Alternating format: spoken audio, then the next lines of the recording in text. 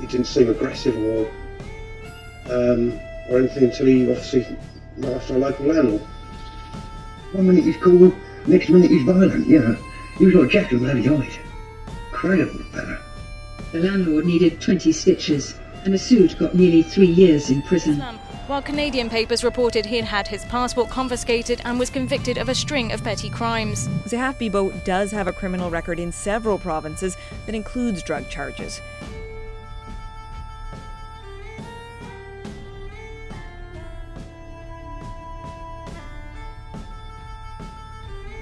Police officer, look!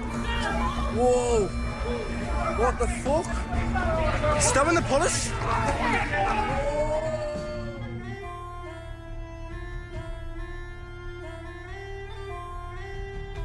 How did he go from this to this? Was he a convert? Was he doing this for ISIS? US media reports that he was a recent convert to Islam. The so-called Islamic State claimed Massoud was one of their soldiers, but they didn't claim to be behind the Westminster attack. He's not a soldier. I would more describe him as somebody who's been exploited, and a man who is clearly a lone actor who's come up from the basement, so to speak, to commit a murderous and cowardly attack. Adrian Elms became Khalid Massoud in 2005, aged 40. 12 years later, he attacked. Just before 10 a.m., Nathan Cirillo, a soldier on duty in ceremonial uniform, shot dead by a gunman. One of those who died today was a police officer, PC Keith Palmer, a member of our Parliamentary and Diplomatic Protection Command.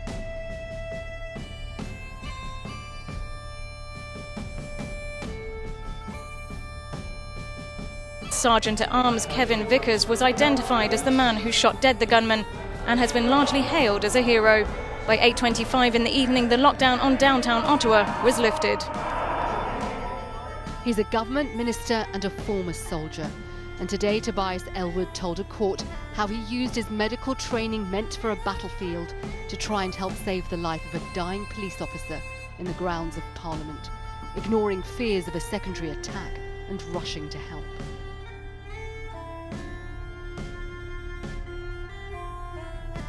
Canada's Prime Minister Stephen Harper was rushed away. The Prime Minister had been meeting cabinet colleagues in Parliament, but was hurried out and then through Westminster's back streets to safety.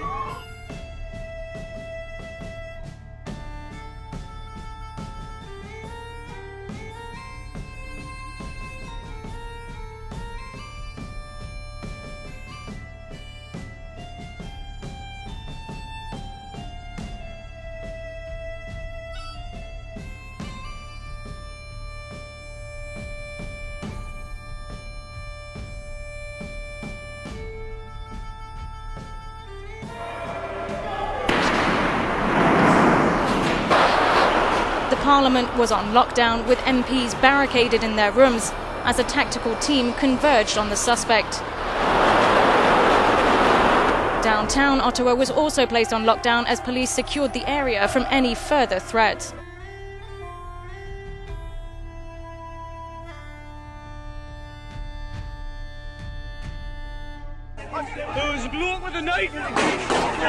At this point, the assailant was, coming towards us, and I just recall out the corner of my eye one of the marksmen coming out and, and shooting him down. Yeah, put 3 rounds in him.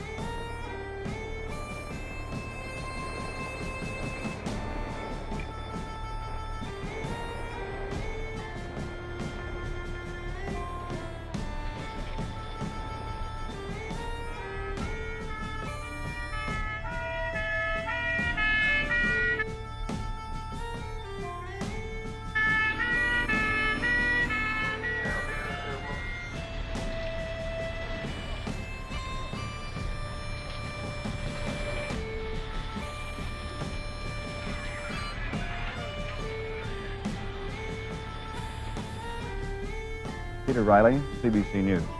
In Ottawa today, a frightening, puzzling, and pathetic story. The story of a nice man, as one person describes him, who walked into a public toilet in the Parliament buildings and was blasted to death there when a bomb went off, a bomb he is believed to have made himself and to have been holding in his hands when it exploded. The blast came about 3 o'clock this afternoon while the House of Commons was in session. Immediately, the House adjourned. Rumors began to move. One had it that the man had been trying without success for days to see the Prime Minister about a grievance. The Prime Minister, who's in Toronto tonight for a speech, is said to be very upset about this rumor. He says it is not true. A little while ago, I talked to the Ottawa coroner who examined the body. He said it was badly mutilated, but not torn to bits, as some reports said, that the right arm was blown off just above the wrist, the fingers of the left hand gone. He said it appeared the man was holding the bomb in his hands when it went off. The man said the coroner died instantly. A search for his identity has turned up one name over and over again. It is that of Paul Chartier, whose most recent address was Toronto. CBC newsman Howard Somerville reports. The blast took place about 3 p.m. this afternoon. Mounties immediately cleared the area of the hundreds of visitors, many of them school children, who were in the house at the time.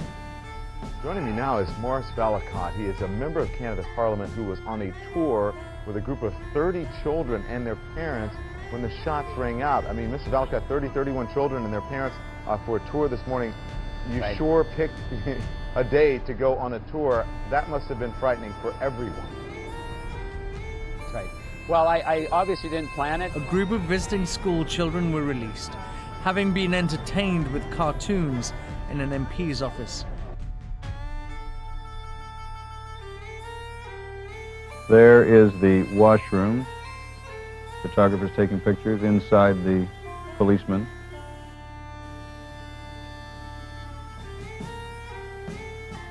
There's the body.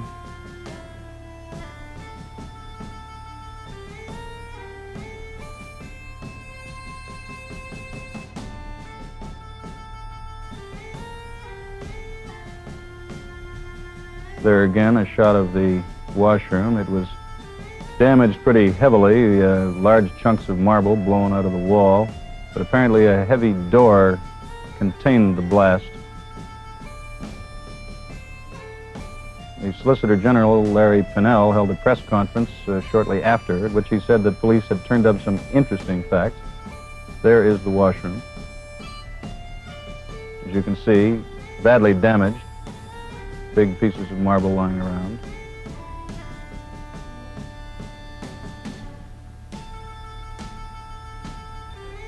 The washroom was boarded up shortly afterwards, and a Mountie guard was placed on duty. No one was allowed close. And Ken Mason describes the situation immediately after the blast. This is the doorway of the washroom where the explosion took place. It's boarded up now because the investigation is still going on, but we've seen inside and it's pretty much of a shambles.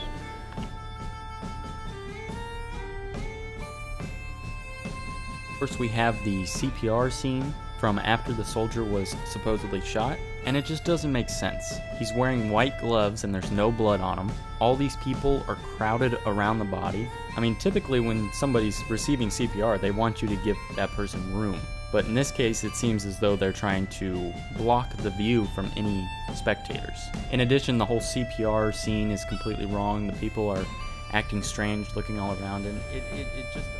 Tobias Ellwood MP, seen here kneeling next to PC Palmer, used his army medical training. Chest compressions, mouth-to-mouth resuscitation in a desperate effort to keep him alive.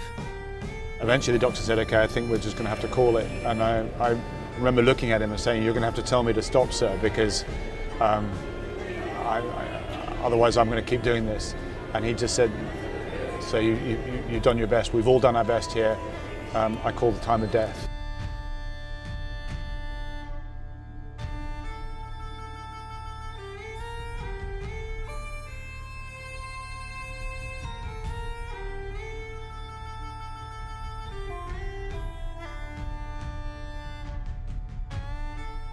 Chaos isn't over. Get against the wall right now.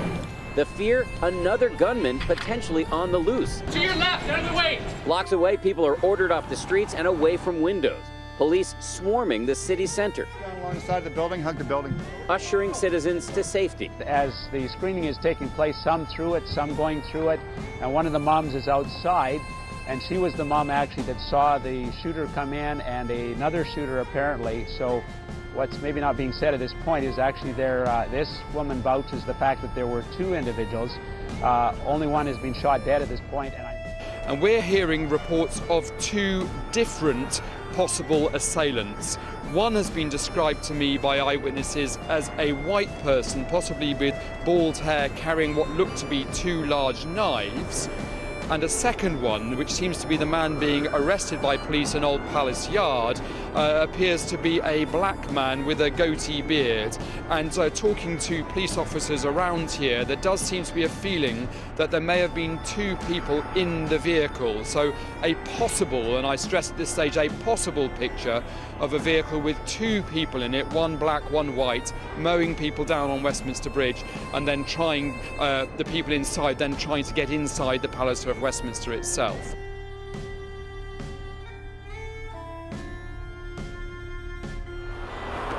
Reporter Josh Wingrove holding onto his camera through it all. So we heard gunshots come up from there, and sort of ducking my head down the hallway, you saw the smoke from gunfire. You could smell it almost instantly. Also, by the way, being here at Scotland Yard almost since the incident happened, seen Mark Rowley, the National Coordinator for Counter-Terrorism, leaving the building, going across to Downing Street and into the Cabinet Office so that he could go to the Cobra meeting this afternoon, and then returning some half an hour later.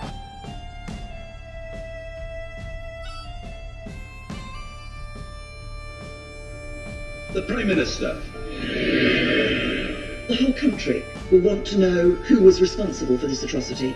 Mr. Speaker, it is still believed that this attacker acted alone, and the police have no reason to believe there are imminent further attacks on the public. His identity is known to the police and MI5. He was once investigated in relation to concerns about violent extremism. He was a peripheral figure.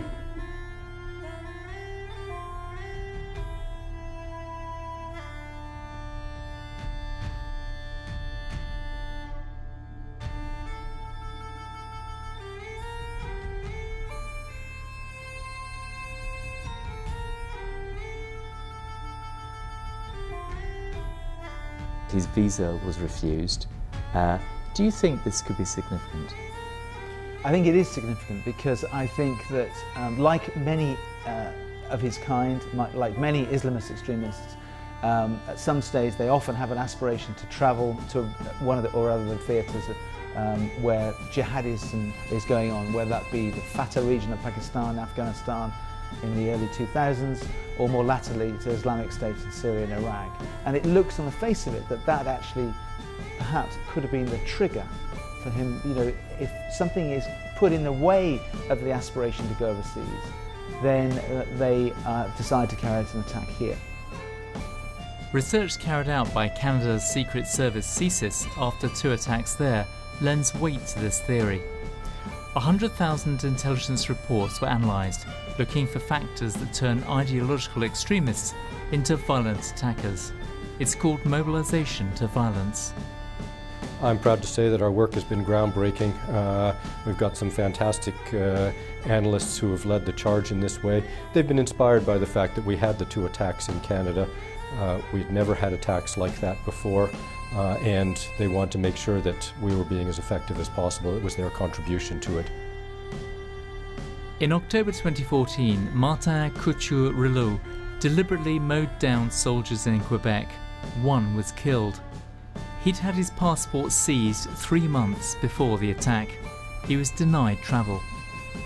There can be a variety of factors that lead them to switch paths, but it is a fluid process that we see them switching back and forth. So it's not a surprise, for example, that we would see them go from a denial of travel, where travel was the objective, to subsequently plotting an attack.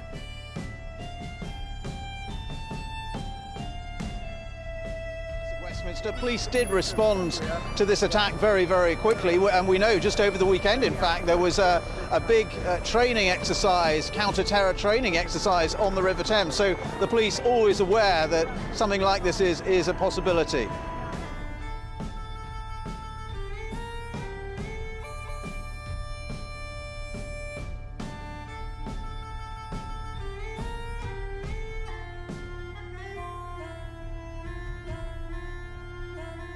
Chairs piled up, barricading doorways, a terrified city. MPs and parliamentary staff gathered in Central Lobby, where an armed officer struck an incongruous figure. They filled ancient Westminster Hall, checking their phones for information as the lockdown continued.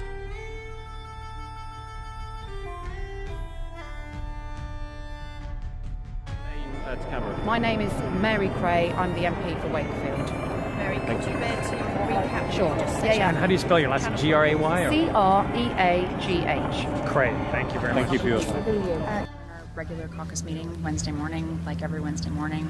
We're on one side of the Hall of Honor, the Conservatives are on the other side of the Hall of Honor, and about an hour in,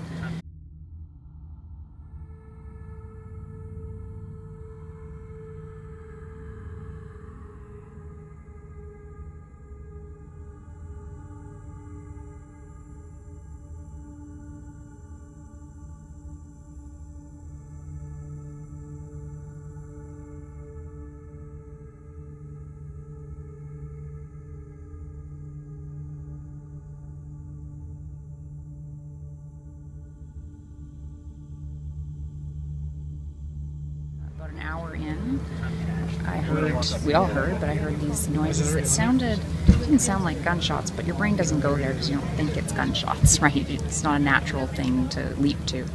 When the gunshots rang out, it takes a moment to think, actually, that is not a car backfiring, that is a gunshot. It sounded like a commotion. I heard a fracas. So at that point, I actually thought the noise was like a protest. Because you thought it was a demonstration at first? Yeah, I thought it was a student demonstration, because lots of people were running and they were coming around towards the gate. Like a bang, like an echoey bang. Did you hear anything? Did you know what's happening? Just enormous noise at the front of Portcullis House about 10 minutes ago. And then a security guard came in immediately, and he barricaded the door with his body. Lots of police and security guards shouting, people running past the building, general sense of panic. Everyone ordered to the back of the building until it was safe to do otherwise. I think another security guard came in. There's several doors to the room. It's quite a large room. And I'm pretty sure another security guard came in. So we then came outside and... that leads from Centre Block, and they took us down into the tunnel. Down at the East Block? Down at the East Block. Yeah. There is an escalator that links Portcullis House and a tunnel through to the Palace of Westminster, which is where the votes take place. But I knew they were safe, so I was with about maybe 40 MPs, the translators who were in the room with us, and some other House of Commons staff. So we just went down the two escalators. As we got down to the bottom of the escalators, I was met by about 50 people running in the opposite direction. And for 10 hours we were in that room. For many hours we were under tables in that room in the dark because the room wasn't secure. We didn't know that the room was secure. So we were quiet and still and trying to be safe. And we've been cut off from everything, right? Really, Twitter was how we stayed in touch with what was going on. We had really spotty cell reception because the walls are so thick. There in East Block. Completely innocent civilians walking past who have absolutely nothing with political life might have lost their life today is obviously very distressing.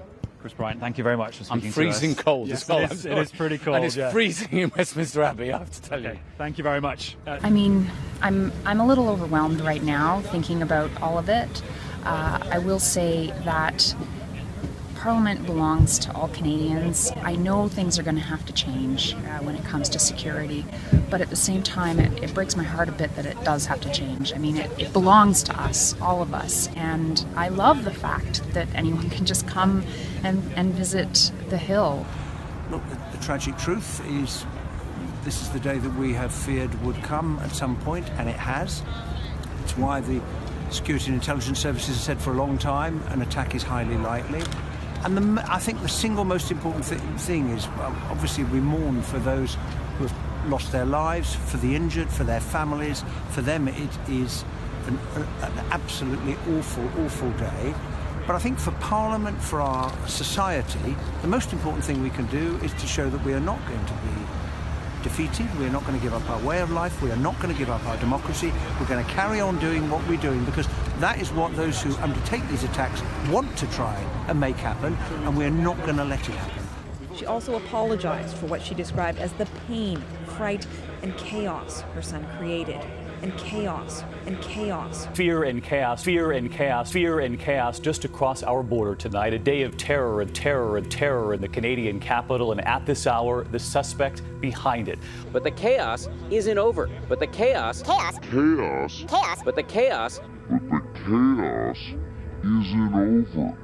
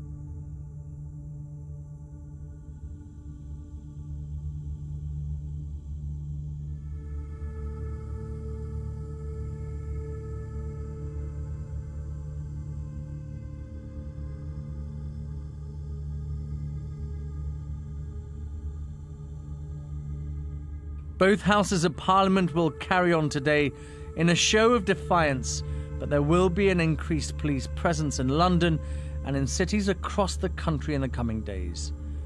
But there will be an increased police presence. But there will be an increased police presence in London and in cities across the country in the coming days.